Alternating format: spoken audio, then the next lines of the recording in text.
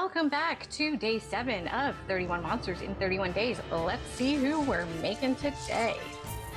We are making, a haunted clown. All right, let's get started. While we're sketching out the plan and making the basic blob shape that all the monsters in this series are built off of, I'm going to give you a bit of a history of horror clowns and why I included them in my monster list. If you want it, I give you a detailed breakdown on how to make the basic blob shape in this video. It's linked in the description.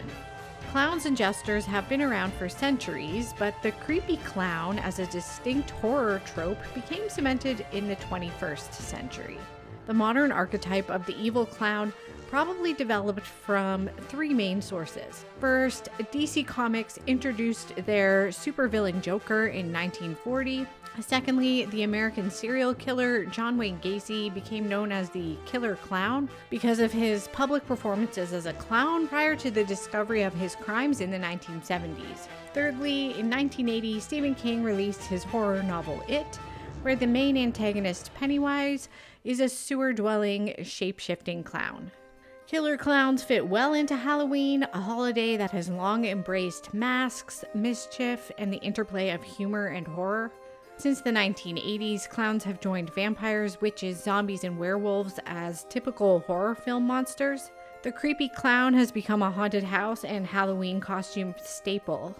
For me, a clown's uncanny appearance and exaggerated expressions make clowns extra creepy, which is why I wanted to include them in this series.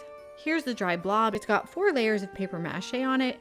If you want to know how I make my paper mache, I've got a video that tells you my paste recipe, the paper I like, all that good stuff. It's linked in the description. My next step is to make the clown's teeth and eyeballs. I need these to dry before I can add them to his face. I'm sculpting these bits with DOS air dry clay. This clay has a lot of fiber and I really recommend it for a project like this.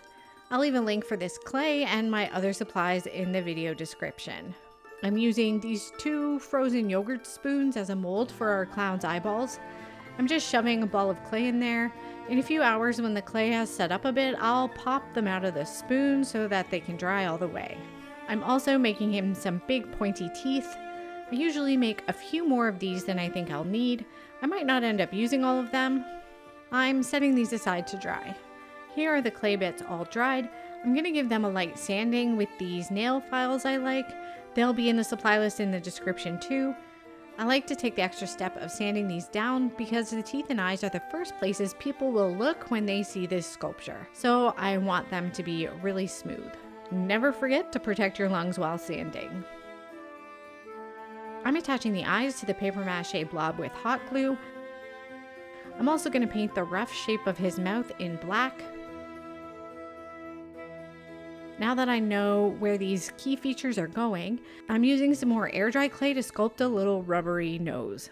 I'm getting this made now so it can be drying while I'm working on everything else. I'm painting the irises and the pupils on the eyeballs now.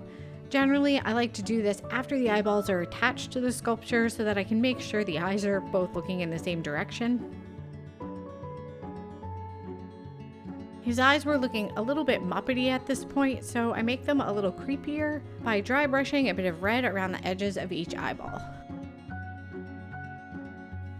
I'm coating each eye in some UV resin. This both gives them a nice glossy finish and protects them from the additional paper mache I'm about to do now.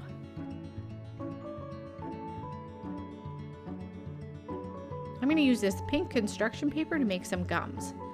I like to use this colored paper here so I don't have to try to paint around the teeth inside his mouth later.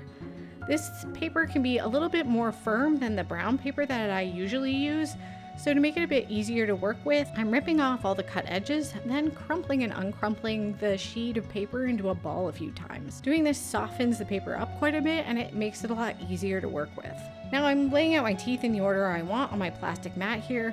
I'm coating a bit of that pink paper in some glue, folding it in half and wrapping it around the base of my clay tooth. I'll stick a bit of hot glue on the back and stick it into my clown's mouth. Once I'm done installing all the teeth, I use a bit more pink paper to fill in the gums to make his smile line. His gums might show after I add on the lips. I'm using some red construction paper to make his lips. Again, I'm just doing this because I don't like the hassle of trying to paint inside his mouth. For the top lip, I'm backing the construction paper with a bit of glue-soaked paper towel to strengthen that paper up a bit, and I'm just wrapping it over his upper teeth. For his bottom lip, I want it to be a bit chubbier, so I'm sticking on a little wad of paper towel, folding that into the red paper like a little taco, then wrapping it onto his face. You can see that the lip is a bit short and there's a small tear in the red paper, so I'm just fixing those issues with some additional bits of red paper before making his lip permanent. I put some additional bits of brown paper mache around the torn edges of the lips to blend them in. Now I'm using some folded strips of paper to make some very U-shaped lower eyelids. And a bit more paper to the upper eyelids.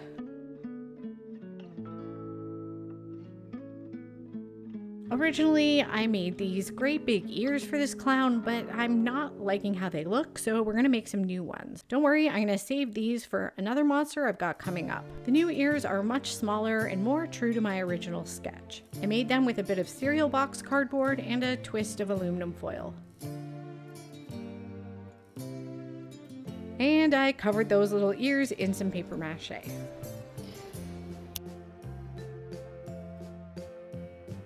I'm keeping his paint job pretty simple. I think the best way to get the paint to look like a clown's grease paint makeup is to apply the paint with a makeup sponge. I'm keeping the coverage a little bit splotchy so some of that brown paper shows through. I'm giving him a few faint green details with a brush to make him look just a little bit rotten. I'm also giving him just a touch of lavender paint eyeshadow. Now this is the really fun part. I'm giving his teeth and mouth a coat of UV resin. And then I'm scraping a bit of red and black chalk pastel into this little cup, mixing in some of my resin, and then using this concoction to give our creepy clown some gross ooze dripping out of his ravenous mouth. I'm so freaking pumped with how this looks. In the meantime, my clown's clay nose has dried, so I can give it a couple coats of red paint. I give it a glossy resin top coat and install it front and center on my clown's face. I'm using some red yarn to give my clown a few tufts of wacky hair. As a final finishing touch, I'm hot gluing some black felt onto the bottom of our creepy clown. And here's our finished guy. I hope you had as much fun watching as I did making this guy. He's probably my favorite so far. If you don't like him, do not tell me in the comments. He is perfect and I won't hear it. Thanks so much for watching to the end. If you could hit the like button or even just comment a clown emoji, I'd so appreciate it. Since I'm a smaller channel, anytime you interact, it really helps me out because it tells YouTube this video is worth watching. Also, feel free to try out that new hype feature YouTube has just launched. You have to hit the like button first and then the hype option will appear. It would make my freaking day if you hyped up my video. Make sure you're subscribed so you don't miss tomorrow's video. And again, thanks so much for watching and I'll see you tomorrow.